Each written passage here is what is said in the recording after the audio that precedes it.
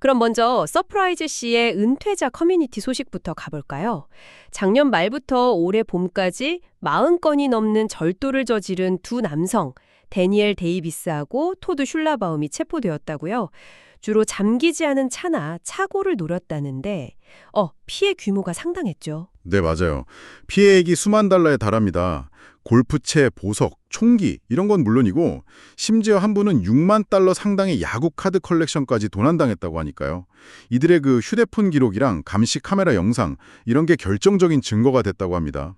일부 도남종은 회수됐는데요. 아직 전부 다 찾은 건 아니라서 피해자분들 불안감은 여전한 상태고요. 경찰은 그래서 문단속, 이 문단속의 중요성을 다시 한번 강조하고 있습니다.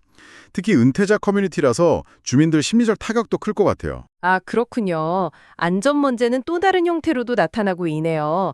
그랜드 캐년 국립공원에서는 최근에 그 인수공통 감염병 사례에 이게 2건 확인됐다고요. 하나는 한타바이러스, 또 다른 하나는 광견병이라고요. 네, 맞습니다. 그 한타바이러스는 매점 직원이 감염됐었는데 다행히 지금 회복 중이라고 하고요. 이게 주로 설치류, 배설물, 소변, 침 이런 걸 통해서 공기 중으로 전파되니까 좀 주의가 필요합니다. 그리고 광견병은 콜로라도 강 인근 박주에서 발견됐고 이 박쥐랑 접촉한 2분이 예방치료를 받으셨다고요. 아시다시피 광견병은 증상이 나타나면 치명적이잖아요. 그래서 야생동물 접촉 피하고 또 반려동물 예방접종하는 거 이게 중요합니다.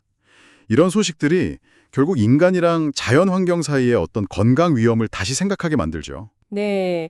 그리고 마리코파 카운티 젖소 농장 우유에서도 조류 인플루엔자 바이러스가 또 나왔다는 소식도 있었죠. 이게 애리조나에서 2번째 사례라고요. 네, 지난 6월 24일에 추가로 확인됐습니다. 그 농장엔 일단 격리 조치됐고요. 젖소들은 아직 증상은 없다고 합니다. 검출된 바이러스가 그 D11 유전자형인데 다행히 인간 감염 위험은 낮은 걸로 알려져 있고요. 그리고 중요한 건 시중에 판매되는 저온살균된 우유나 유제품은 안전하다는 점입니다. 당국은 농장 직원들을 계속 모니터링하면서 상황을 주시하고 있고요. 개인의 안전, 건강 문제를 넘어서 이제 좀 더 큰 그림을 봐야 할 것 같습니다. 연방 하원을 통과한 소위 크고 아름다운 법안, 이게 오늘 트럼프 대통령 서명을 앞두고 있다는데 이게 애리조나에 미칠 영향 상당할 것 같아요. 대규모 감세는 반가울 수 있겠지만 메디케이드랑 푸드스탬프 예산 삭감이 포함되어 있잖아요. 네, 그렇죠. 특히 그 애리조나 상공회의소에서는요. 이 메디케이드, 그러니까 저소득층 의료 지원 프로그램 예산 삭감, 이게 주 경제 전체에 큰 위험이 될 수 있다, 이렇게 경고하고 있습니다.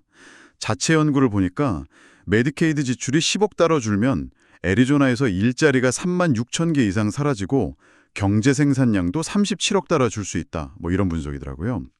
그리고 보험 없는 사람이 늘어나면 병원의 무상진료 부담이 커지고 결국 이게 보험료 인상으로 이어져서 소상공인에게도 부담이 될 수 있다, 이런 거죠. 법안에 보면 2017년 감세 연장 말고도 팁 소득 비과세 같은 내용도 있긴 한데 하지만 그 비영리 단체 KFF 여기서는 이 법안 때문에 애리조나 주민 37만 명 이상이 건강보험을 잃을 수 있다고 추산한다면서요. 특정 메디케이드 수혜자한테 월 80시간 근로 요건 부과하는 내용도 있고요. 백악관은 성장을 촉진하고 적자를 줄일 거라고 주장하는데 초당파적 예산 분석기관들 예측은 좀 다르다고요? 네, 백악관 주장과는 좀 다르게 향후 10년간 최소 3조 4천억 달러의 적자가 예상된다는 분석이 지배적입니다.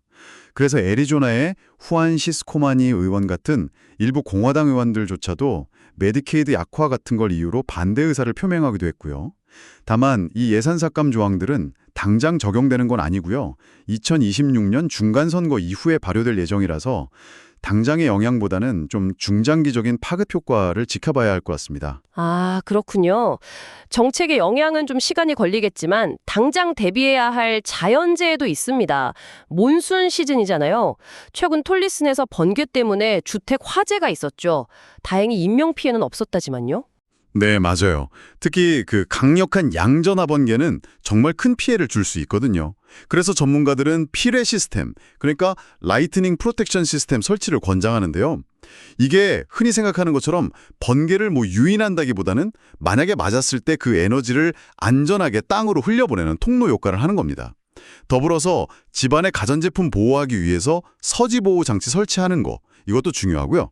아, 여기서 진짜 중요한 점은 반드시 인증된 전문가한테 맡겨야 한다는 거겠죠? 뭐 LPI 마스터나 NFPA 회원 자격, UL 인증, 아니면 주 정부의 ROC 면허 같은 거 이런 걸 확인해야 한다고요. 이런 기관들이 설비 안전성이나 전문가 자격을 보증해주는 역할을 하니까요. 잘못 설치하면 오히려 더 위험할 수 있으니까요. 비용이 뭐 수천 달러에서 수만 달러까지 든다지만 안전을 위한 투자로 한번 고려해 볼 만하겠습니다. 맞습니다.